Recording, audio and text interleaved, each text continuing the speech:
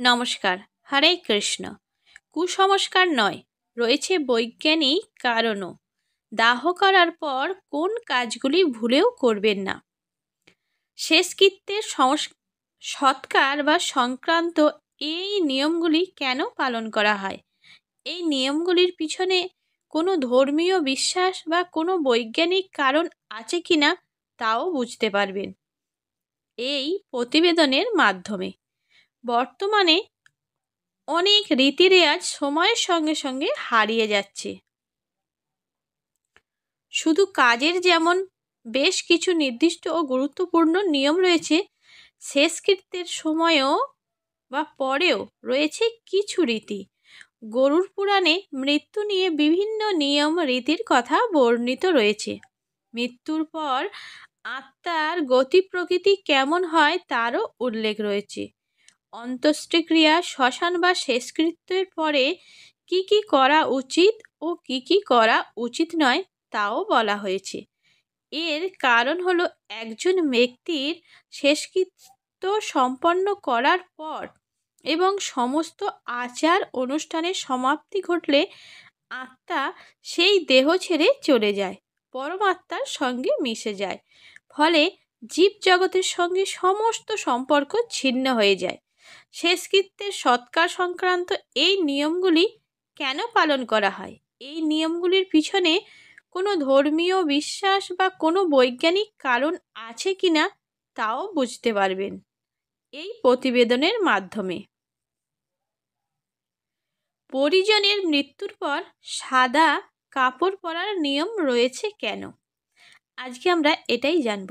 হিন্দু ধর্মের রীতি অনুযায়ী দাহ শেষে শ্মশান থেকে বের হওয়ার পর সাদা পোশাক বা কাছা পরেন পরিজনেরা।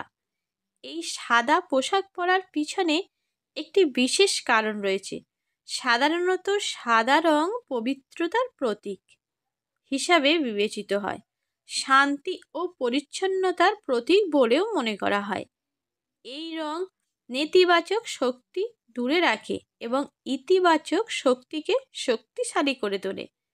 মানুষ যখন কারো দাহ করতে শ্মশান থেকে ফেরেন বা শ্মশানে যান, তখন সাদা পোশাক পরে সেখানে যাওয়া উচিত অবশ্যই।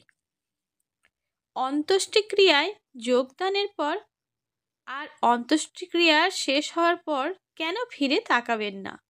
এর কারণ কি? গরুড় পুরাণ অনুযায়ী অন্তিম সংস্কার নিয়ম ও আত্মার পরকাল সম্পর্কে বিশদ বিবরণ রয়েছে। এই পুরাণ মতে কোনো ব্যক্তির শেষকৃত্য থেকে ফিরে আসার সময় ভুল করেও পিছন ফিরে তাকাবেন না। এতে করে মৃত ব্যক্তির আত্মার ওই ব্যক্তির জন্য মন খারাপ হয়ে যায়। আত্মা মনে করতে পারে তার মৃত্যুতে ওই ব্যক্তি শোকাতুর। এর ফলে ওই আত্মা শান্তি পায় না, ঘরে ফিরে আসতে চায়। শ্মশান থেকে ফিরে কি করবেন, কি করা উচিত? ধর্মীয় পণ্ডিতদের মতে একজন ব্যক্তি অন্ত্যেষ্টিক্রিয়া বা শ্মশানে যোগদানের পরে ফিরে আসার সঙ্গে সঙ্গেই স্নান করা উচিত। পাশাপাশি দাহ করার সময় সমস্ত কাপড় ধুয়ে ফেলতে হবে। এরপর পুরো ঘরে গঙ্গাজল ছিটিয়ে দেওয়া উচিত। কারণ হলো শ্মশানে অনেক ধরনের নেতিবাচক শক্তি বাস করে ও ওই সব নেতিবাচক শক্তিগুলো কাপড়ের মাধ্যমে ঘরে প্রবেশ করতে পারে।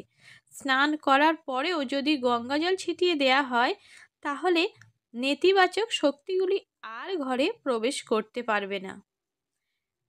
কোন কাজ করলে আত্মা খুব খুশি হয়?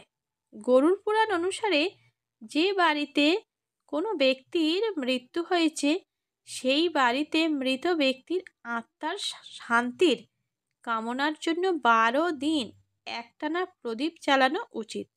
পাশাপাশি পিতৃপক্ষেও পিণ্ডদান করতে হবে। এতে করে আত্মা সন্তুষ্ট হবে এবং শান্তি পাবে। হরে কৃষ্ণ। সকলে ভালো থাকবেন।